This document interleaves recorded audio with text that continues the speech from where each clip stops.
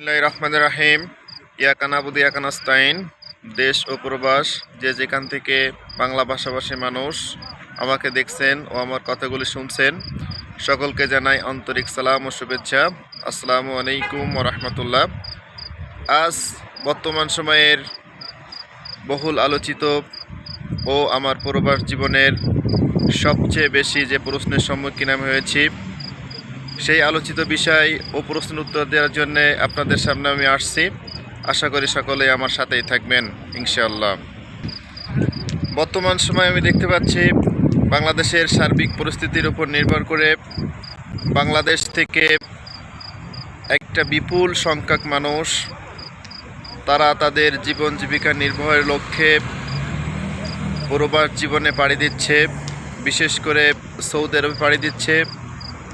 কিন্তু বর্তমান সময়ে সৌদি আরবের পরিস্থিতি কি এবং এখানে আসলে তাদের ভবিষ্যৎ কি হতে পারে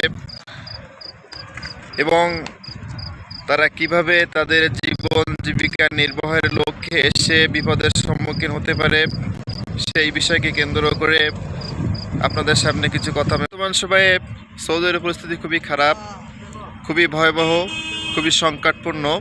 এখানে কাজের প্রত্যাশী মানুষের সংখ্যা খুবই বেশি, যার ফলে 95% মানুষ কর্মসংস্থানহীনভাবে জীবনযাপন করছে। এখানে মানুষের সংখ্যা এতটাই বেশি যে একটি সুনির্দিষ্ট ঠিকানায় মানুষ পৌঁছাতে পারতেছে না। এদিকে ওদিকে কর্মসংস্থানের ছোটাছুটি করেও নির্দিষ্ট গন্তব্যে পৌঁছাতে না পেরে মানুষ তাদের এক অসত্য জীবন বরণ করতেছে।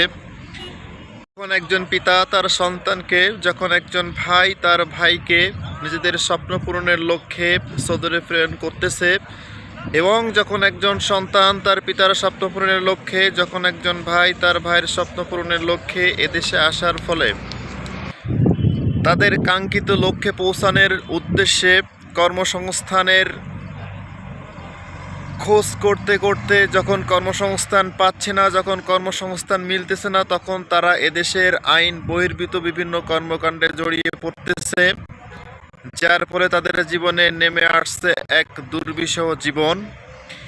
তাদের জীবনে নেমে আসছে এমন এক পরিস্থিতি যেটা মোকাবেলা করা একেবারে অসম্ভব হয়ে পড়তেছে অনেকের। তাই আমি সকলের উদ্দেশ্যে, সকলের কাছে বিনীত আহ্বান রেখে আপনাদের কাছে একটি বার্তা পৌঁছাই দিচ্ছি। সেটা হলো অবশ্যই এই সৌদি আরব নামক জায়গাতে প্রেরণের লক্ষ্যে যারা নিজেদেরকে প্রস্তুতি নিচ্ছেন বা প্রস্তুতি করতেছেন, সকলের উদ্দেশ্যে একটি কথা আমি বলতে চাই, অবশ্যই অবশ্যই অবশ্যই চিন্তা ভাবনা করে 1 থেকে 100 বার ভাবার পরে এমন কাজে অগ্রসর হবেন। আজ এ পর্যন্তই। পরবর্তী সময় আপনাদের সামনে আমি আবার উপস্থিত হব। এতক্ষণ সকলে ভালো থাকবেন, ভালো রাখবেন, সুস্থ থাকবেন, সুস্থ রাখবেন। আল্লাহ হাফেজ।